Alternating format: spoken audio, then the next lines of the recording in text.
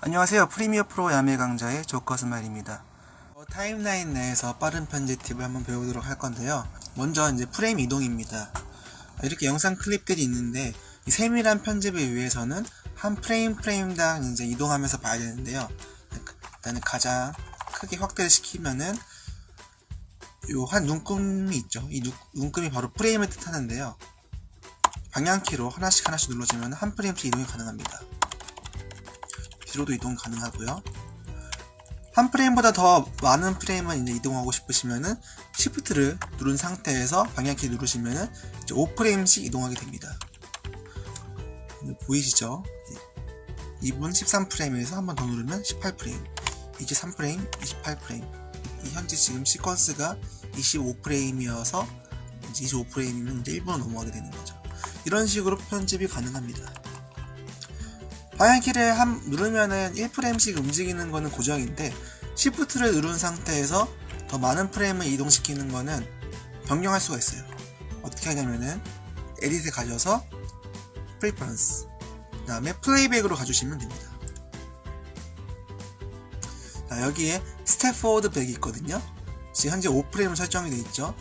그래서 본인이 평소에 5프레임이 너무 짧다 하시면은 한 15프레임 정도 해주시면은 그냥 방향키만 누르면 1프레임씩 움직이지만은 9, 10, 11, 12, 13, 14 이제 Shift를 누른 상태에서 움직이시면은 15프레임씩 이렇게 움직이겠죠. 15프레임씩. 그래서 본인이 원하시는 설정을 해주시면 되겠습니다. 저는 다시 Ctrl Z 눌러서 실행 취소를 해서 저는 다시 5프레임으로 변경을 해줄게요.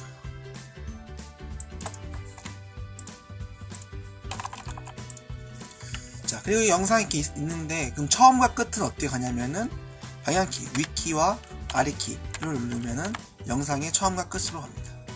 아래키 누르면은 끝, 위로 누르면 돌아가고.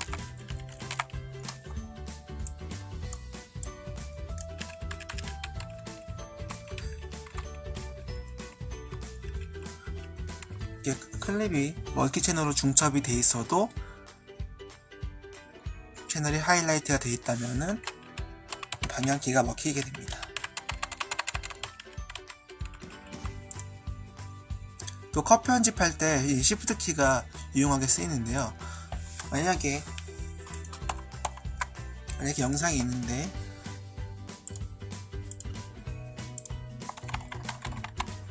여기에 이렇게 텍스트가 있고 만약에 칼라 매트가 있고 이렇게 이런 식으로 있는데 이거를 크기를 줄여주고 싶다면은 C키 누른 다음에 레이저 툴을 이용해 가지고 이렇게 잘라 주겠죠. 똑같은 위치로 이런 식으로 하겠죠. 이러면 느리죠. 이럴 때는 레이저 툴을 활성화 시킨 이후에 Shift를 눌러 주시면은 지금 면도날이 2개죠. 한 방에 모든 클립이 컷이 됩니다. 이런 식으로 이동. Shift를 풀면은 하나, Shift를 키시면은 2개. 이런 식으로 구성이 되어 있습니다. 자, 프레임 이동을 봤으니까 이번에 재생을 통해서 영상 편집을 할 수 있는 방법을 알아보도록 하겠습니다. 스페이스바를 누르면은 타임라인 내 영상이 재생이 되죠. 다시 한 번 더 누르면은 정지가 됩니다. 보통 저희가 이 타임 인디케이터를 이렇게 움직이면서 영상을 이렇게 보게 됐죠. 이 방법 말고 다른 방법이 있는데요. 키보드 중에서 L키 누르면은 1배속으로 재생이 됩니다. K를 누르면은 정지가 되고요. 다시 J를 누르면은 거꾸로 재생이 됩니다. 다시 정지 K. 이번에 L키를 한번 누르고 한번 더 눌러볼게요. 2배속으로 재생이 됩니다. 방금 다시 K 눌러서 정지를 했고요. 이번엔 J를 연속 2번. 2번 눌렀으니까 2배속으로 되감기가 되겠죠. 이런 식으로 배속을 바꿔주면서 재생을 할 수가 있어요. 3번 눌렀어요. 이런 식으로 편집한 영상이 잘 돌아가고 있나 확인할 수 있겠죠. 그래서 J키, K키, L키 잊지 말아주세요. 자, 이번에는 타임라인 내에서 이제 렌더링에 대해서 한번 얘기해 볼게요. 혹시 영상 편집하면서 효과가 많이 들어가다 보니까 영상이 갑자기 부드럽게 재생이 되지 않고 버벅이거나 그런 시점 없으셨나요? 이때는 바로 이제 렌더링과 상관이 있는 부분인데요. 자, 여기 영상이 있는데, 자, 스페이스바 누르면은 이게 자연스럽게 재생이 되죠. 그리고 타임라인 위에 보시면 현재 노란색입니다. 잘 지켜봐 주세요. 자, 여기 이것저것 효과를 한번 넣어볼게요. 먼저 저희가 배웠던 것 중에서 줌인, 줌아웃에 썼던 이 레플리케이트 여러 개를 복사해 주는 거죠. 4개로 만들어 주고, 그 다음에 그림으로 만드는 효과였던 파인드 엣지도 한번 넣어주고, 그 다음에 영상을 더 선명하게 만들어주는 언샷 마스크까지 한번 넣어볼게요. 언샷 마스크를 넣고, 효과가 더 많이 무겁게 들어가기 위해서는 양도 이렇게 많이 넣어주고, 레디우스도 높여주고.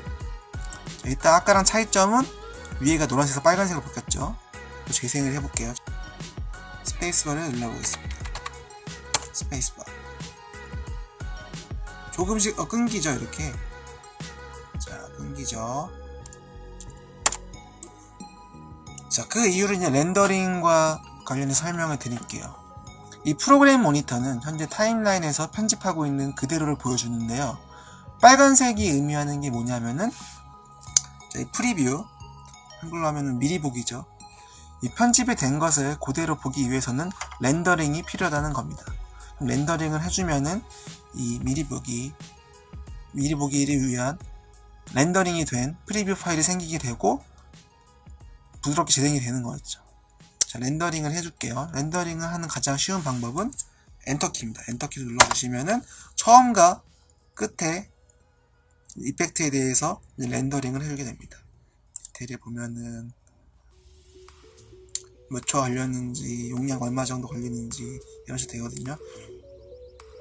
그래서 현재 이 편집에 대한 미리 보기 파일을 만드는 거죠. 렌더링이 된 미리 보기 파일을 만드는 거죠. 그래서 완료가 되면은 색깔이 어떻게 바뀐지 보세요. 녹색으로 바뀌었죠. 그리고 재생도 이렇게 부드럽게 바뀌게 됩니다. 즉 녹색은 무슨 말이냐면은 이 효과에 대한 렌더링이 된 미리 보기 파일이 생겨서 우리가 편집한 것을 그대로 볼 수 있다는 뜻이죠. 그럼 노란색은 차이가 뭐냐? 한번 볼게요.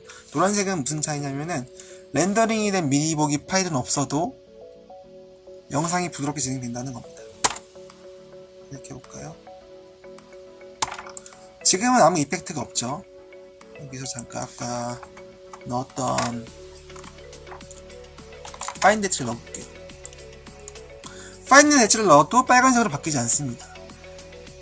이 말은 이 이펙트는 무거운 이펙트가 아니어가지고 렌더링이 된 미리 보기 파일이 없어도 재생이 부드럽게 가능하다는 거죠. 그래서 재생을 하면은 그냥 이렇게 부드럽게 재생이 되겠죠.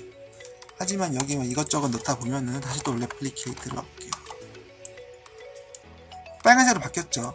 이 말은 현재 효과가 많이 들어가서 무거운 효과가 많이 들어갔기 때문에 렌더링 없이는 미리 보기를 제대로 해줄 수가 없다는 말입니다. 이때는 바로 다시 아까처럼 이제 렌더링을 해주는 거죠. 가장 정직한 렌더링 방법은 이 메뉴 창에서 시퀀스로 가신 다음에 렌더를 해주시면 됩니다. 두 가지 방법이 있는데요. 여기 단축키가 엔터로 되어 있는 렌더 이펙트가 있습니다. 렌더 이펙트는 이펙트만 렌더링 해주는 거고, 렌더 인투 아웃은 이펙트를 포함한 모든 것을 렌더링을 해주는 걸 뜻해요. 그래서 개인적으로는 시간이 좀 걸리더라도 엔터 말고 이 렌더 인투 아웃을 누르기를 추천드립니다. 자, 여기서 인앤 아웃이 뭐냐, 인투 아웃이 뭐냐, 마커처럼 이 렌더링을 해주기 전에 시작점과 그 다음에 끝점을 선택할 수가 있는데요. 정직한 방법은 마커에 가셔서 마크 인, 그 다음에 끝나는 지점 가셔서 마크 아웃 해주시면은 이 부분만 선택이 된 겁니다. 그래서 다시 이제 렌더링을 해주시면은 이 부분만 되겠죠. 자, 그럼 여기 부분 되면 녹색으로 바뀌겠죠. 자, 보시죠. 빨간색, 녹색, 빨간색. 인점과 아웃점을 선택해준 부분만 이렇게 렌더링이 잘 됐습니다. 이건 단축키는 없느냐? 당연히 있죠. 자, 인점과 아웃점 어떻게 없애냐면은 마커를 가시면은 클리어 인앤 아웃이 있습니다. 이거 누르시면 없어져요. 자, 이번에는 단축키를 배워봐야겠죠. 인점 선택은 I키, 그리고 아웃점 선택은 O키입니다. 그리고 인점과 아웃점을 다시 이제 없애주는, 클리어 해주시는 거는 컨트롤 시프트 X키입니다. 컨트롤 시프트 X 누르시면은 맞습니다.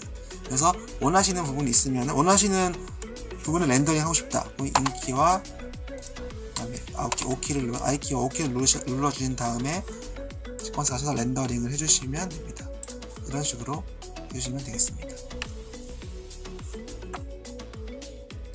녹색이 의미하는 거는 현재 편집에 대한 프리뷰 파일, 비디오 프리뷰 파일이 있기 때문에 내가 넣은 이펙트가 제대로 재생이 된다는 거죠.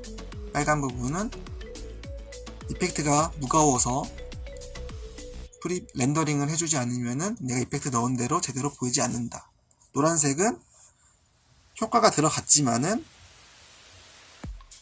굳이 렌더링을 하지 않아도 이 프로그램 모니터에서 제대로 재생이 된다는 말입니다. 이 렌더링에서 이제 마지막으로 말씀드리고 싶은 게, 이 프리뷰 렌더링이랑 우리가 뽑아내는 아웃풋 결과물이랑은 상관이 있을까요? 없을까요? 정답은 상관은 없습니다. 이게 무슨 말이냐? 예를 들어서 영상이 있는데 지금 노란불이죠? 효과가 없어도 처음에 노란불이에요.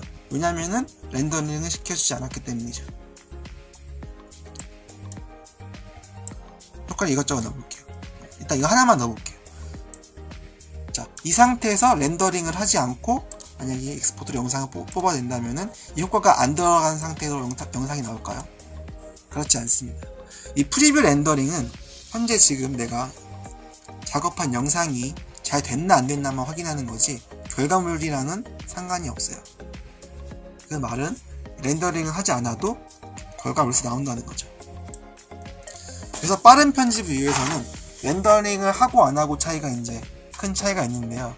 예를 들어서 보통 저희가 이제 키프레임을 많이 쓰잖아요. 그래서 어느 구간에서 키프레임이 잘 들어갔는지 그거는 확인을 안 하면은 문제가 되죠. 그런 경우는 렌더링을 해주시고, 이렇게 레플리케이트 같은 경우는 눈에 바로 보이게 됩니다. 이런 레플리케이트 같은 경우는 전체를 렌더링 하지 않아도, 그렇게 일부분만 렌더링을 해도 효과가 잘 들어간 걸 알 수 있기 때문에 굳이 전체를 렌더링을 하는데 시간을 쏟을 필요가 없겠죠. 아니면 굳이 렌더링을 하지 않아도 보이기 때문에 렌더링을 하지 않고 다른 편집을 이어가면은 이제 편집 시간이 줄어들겠죠. 이번 시간에는 프레임이동 방향키로 1프레임씩, Shift를 누르면 5프레임씩 변동 가능하죠. 그 다음에 컷 편집, C키를 누르고 클립이 여러 개 있을 때 여러 채널 한 번에 자르는 거는 마찬가지로 Shift를 누른 상태에서 잘라주는 거 잊지 말아 주시고, 프리뷰 렌더링이라는 게 있는데 항상 필요하진 않다. 필요할 때만 쓰는 게 좋다. 인점, I키, 아웃점, O키, 엔터키는 이제 이펙트에 대한 렌더링만 되는 거고, 그 다음에 그냥 이 렌더 인투 아웃은 모든 걸 이제 렌더링 시켜주니까 이럴 때 이걸 눌러주시면은 녹색불이 되죠. 그래서 렌더 시켜줘야 한다는 거. 다음 시간에도 빠른 편집에 대한 팁을 알아보도록 하겠습니다. 감사합니다.